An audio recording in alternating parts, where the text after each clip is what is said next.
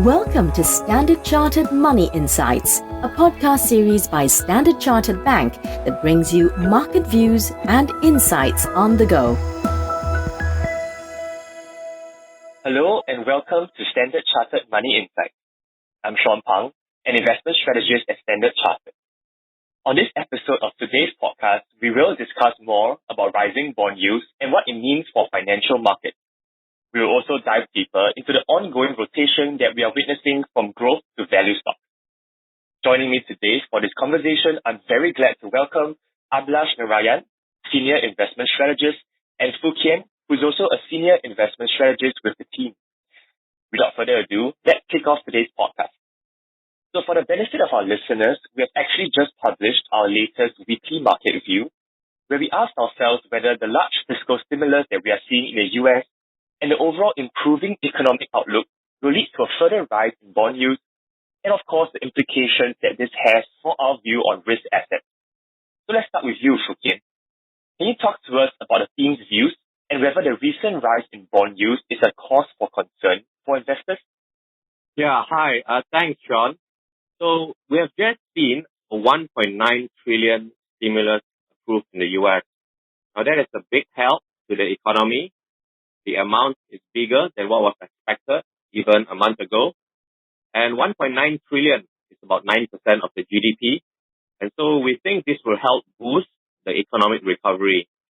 At the same time, the vaccine rollout continues. In the US, we will have enough vaccines to inoculate all adults by summer. And in Europe, which has been lagging in the vaccine rollout, even there, the pace is picking up. So it looks positive here with the stimulus and the vaccine rollout. And in addition, there's also talk of more stimulus in the US. Now, this is possibly infrastructure stimulus of the amount of $2 to $4 trillion. So the stimulus measures and vaccine rollout is improving the economic outlook, which is a good thing. And this is driving bond yields higher. And in terms of the impact of the higher yields and whether this will have a negative impact on risk assets, well, we think the answer is no. We think bond yields will ultimately be restrained. The central banks are still dovish, and that's the message we hear from the Fed and other central banks.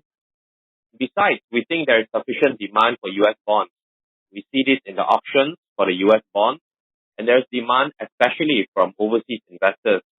So this demand can help restrain the bond yield. So if we take a step back, we have improving growth outlook. The earnings outlook for corporates is positive. The financial conditions are supportive. So these are all factors which are still positive for risk assets. And in this cyclical recovery we are seeing now, investors are rotating from growth to value investments. And we see this continuing, this rotation by investors. One implication is that for investors who are overexposed to growth sectors like technology, they can now rebalance to the value sectors like financials, industrials, and materials. In this way, they can benefit from the improving global growth. Thank you, Fook Hien, for the great summary. Indeed, the policy backdrop remains pretty constructive for risk assets. Just building up on your last point on the rotation away from growth stocks, the technology sector is, of course, a key component of the growth style. Could you share more on your views specifically on the technology sector and how investors should position their allocation? Yeah, thanks, Sean. So the tech sector has outperformed very strongly in 2020. But so far in this year, 2021, it's been weak, and the technical picture is showing signs of weakness in the tech sector. And by the way, this weakness in tech has also affected regions like China, where tech companies have a big weight. Tech companies are about 52% of the weight in MSCI China, and also in the Asia ex Japan, they have a 44% weight. Taking a broad definition for the tech companies.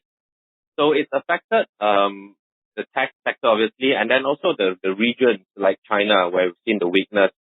And one reason for this weakness in the whole space is the investor rotation from growth to value sectors.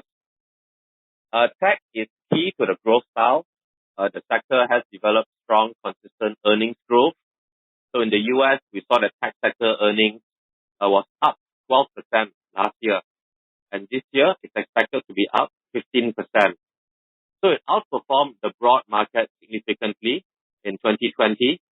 So last year, the market overall saw earnings decline by 12%, but the tech sector earnings was up 12%. And this year, though, the tech sector will lag because we're seeing a cyclical rebound. So for the overall market, we expect in 2021, well, consensus expects in 2021, earnings will grow 24%, which is higher than the tech sector earnings growth at 15%. So investors want exposure to the cyclical rebound, and so they have switched out of tech, causing weakness in the tech index. Also, we see the higher bond yields now, as we talked about. This will affect the valuation of the tech companies. Now, typically, a tech company's value is derived mostly in the future, more so than the average company. So when bond yields are higher, you would discount the future value more heavily. And this has an impact on the value and valuation of tech stocks. So the tech weakness caused by investor rotation into value and higher bond yields. But fundamentally, don't forget, the sector has seen consistent earnings growth through the pandemic, through the recession. Earnings are still growing very strongly. And we do expect this to continue as well. It's underpinned by your structural trends like digital transformation and the shift to online, the shift to cloud infrastructure. We think these trends are here to stay and they will continue. And the strong, consistent earnings growth we have seen, this is important for long-term performance. And that's been a key reason why we have been holding a preferred view on the tech sector for some time now. Obviously, with the market movement, we continue to evaluate this view as the market is digesting higher bond yields and investor rotation. We are evaluating this view, but there's pros and cons, of course, for the tech sector, as I've mentioned. And so the strong, consistent earnings is something that's been supported for some time, but investor rotation and higher bond yields is something we also have to take into account now. Thank you, Fook. So moving on to the fixed income markets, this next question is for Abhilash. The recent rise in yields has, of course, continued to be the dominant narrative for markets. Do you expect U.S. Treasury yields to continue to rise further? Thank you, Sean. And yes, this is one question a lot of people are looking at. So we have seen 10-year Treasury yields rise by nearly 60 basis points in 2021. So they've risen from 0.9% at start of the year to close to 1.55% right now. Now, while the initial leg higher in yields was driven by higher inflation expectations, the sharp rise that we have seen in the past 2 weeks or so has primarily been driven by better growth expectations. Now, looking ahead, we think that there are two potential paths for 10-year Treasury yields. The first one is that, while yields could rise to close to 1.6% in the near term, driven by the momentum that we have, higher yields lead to tighter financial conditions in U.S. And economic surprises, which have been a big driver of yields higher right now, maybe they normalize or disappoint in the coming few months because of tighter financial conditions. And if this were to happen, it would lead the markets to push back the expectation of Fed rate hike and bring the yields closer to our expectation of 1.5%. Now, equally important is the second scenario, where U.S. economic growth continues to surprise on the upside, and we see further increase in demand-driven inflation. In this case, if yields do manage to break through 1.7%, then the next technical resistance lies close to 2%. That said, we do have the Fed meeting next week, and that's a key meeting as the Fed will release the revised dot plot and its growth expectations. And, markets would be very closely watching that meeting. Thank you, Abhilash. So just building up on your response, what are the implications of rising U.S. yields on other parts of the bond market then? Thanks, Sean. So, naturally, the rise in bond yields have hurt bond investors because as yields rise, bond prices fall down. And if you look at corporate bonds and emerging market bonds, in some markets, yield premiums have risen along with higher U.S. Treasury yields. And in other markets, the decline in yield premiums has been insufficient to offset the impact of higher Treasury yields, and the result has been negative returns since the start of the year. Nevertheless, we retain our conviction towards corporate and emerging market bonds for two key reasons. Firstly, the rise in yields is driven by higher growth expectations, and once the Treasury yields stabilize, we think that the stronger economic outlook would argue for reduction in yield premiums as corporate balance sheets would be in a stronger position, and that should drive, positive returns. And secondly, the absolute yield offered by corporate and emerging market bonds is higher than what it was at the start of the year. So investors who are looking or who were looking to add exposure to our preferred areas, which are developed market high yield bonds and Asian and emerging market dollar bonds, can actually now gain exposure at more attractive levels.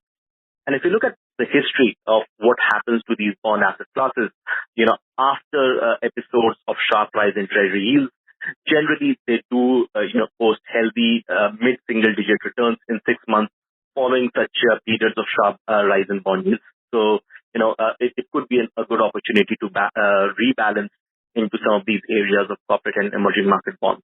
Thanks again, Abhilash and Fook for joining our conversation today. That's all for this episode of Standard Chartered Money Insight. If you would like to learn more or read our publications, please visit our website at sc.com under Market Insights. As a reminder, if you had enjoyed our discussion, please rate and review us wherever you get your podcast. Thank you for joining us. Goodbye. Thank you for listening to Standard Chartered Money Insights, a podcast series by Standard Chartered Bank. For more details on the latest market insights, subscribe to Standard Chartered Money Insights.